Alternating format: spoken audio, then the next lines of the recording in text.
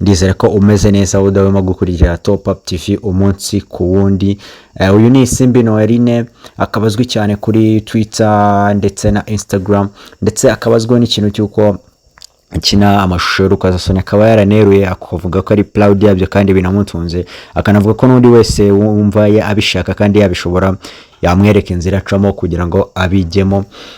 Akunze gupostinga rero amafoto ye yambaye ubusa cyangwa se ari hafi kwambara ubusa, gusa kuri ino nshuro kuri Instagram yiwe yapostinzeho ifoto n'amafoto 3, ikibuno cye kiri hanze, ariko abamukurikira ntago babyakiriye neza, feedback ntago yabaye nziza kuko ikintu banenze cyane n'ukuntu ikibuno cye ngo kiriho ibintu by'ibiheri.